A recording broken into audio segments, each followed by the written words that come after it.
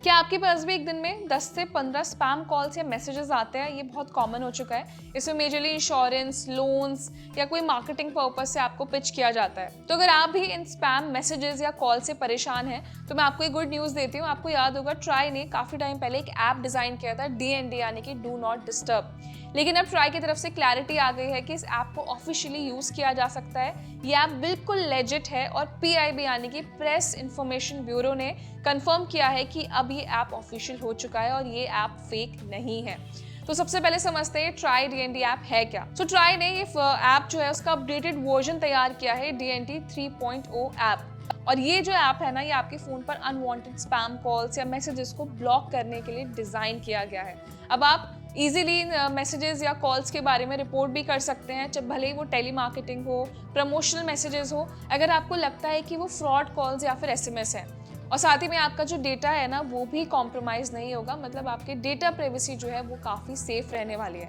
अभी ऐप कैसे काम करता है और कैसे यूज़ करना है, आप सिंपली ऐप डाउनलोड कर लीजिए गूगल प्ले स्टोर या फिर ऐप स्टोर से। वहाँ पे आपको टाइप करना है ट्राई DND। ये ऐप आपको मिल जाएगा। अपना फ़ोन नंबर आपको एंटर करना है, एक OTP के थ्रू आपको वेरीफाई करना है। सो ऐप डाउनलोड करने के बाद आपको अपना जो SMS इनबॉक्स है और जो कॉल लॉग है उसका एक्सेस देना होगा, ताकि वो आइडेंटिफाई कर पाए कि कौन से कॉल मैसेजेस स्पैम्स में जाने चाहिए।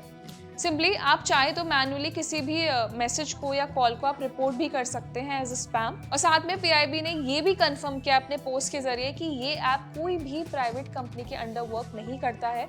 ये ट्राई की तरफ से ऑफिशियल प्रोडक्ट तैयार किया गया है। किसी भी तरीके का डेटा मिसयूज नहीं होगा, ऐप का सोर्स भी वेरीफाइड है।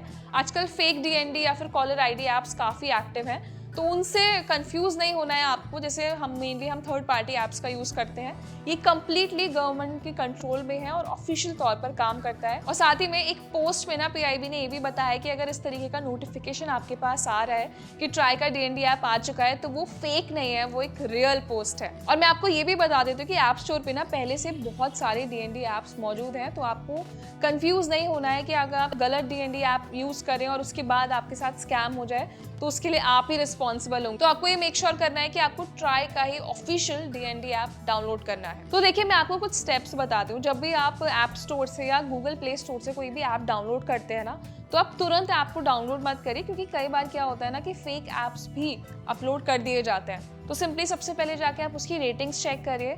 आप ये चेक करिए कि कितनी बार उस ऐप को डाउनलोड किया गया है। आप रिव्यूज़ भी रीड कर सकते हैं। बहुत बार यूज़र्स कमेंट सेक्शन में फीडबैक देते हैं उस ऐप के बारे में कि वो रियल है या फेक है।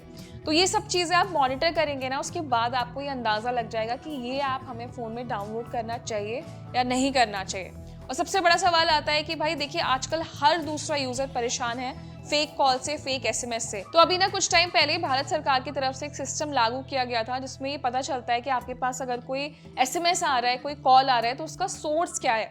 जैसे हम ट्रू कॉलर का इस्तेमाल करते हैं कॉलर ID के लिए, तो सीन ऐप भारत सरकार की तरफ से बनाया गया एक कॉलर ID सिस्टम है, जिसमें सरकार का ये कहना है कि यूज़र को पता होना चाहिए कि उसके पास अगर किसी नंबर से कॉल आ रहा है, तो या फिर वो फेक कॉल है या फिर वो रियल कॉल है। तो मुझे लगता है भारत सरकार काफ़ी एक्टिव मोड में है, एक के बाद एक नए स्टेप्स लेकर आ रही है, नए कुछ रिसोर्सेज या इनिशिएटिव्स ला रही है, जिससे हम ये स्पैम कॉल से छुटकारा पा सके।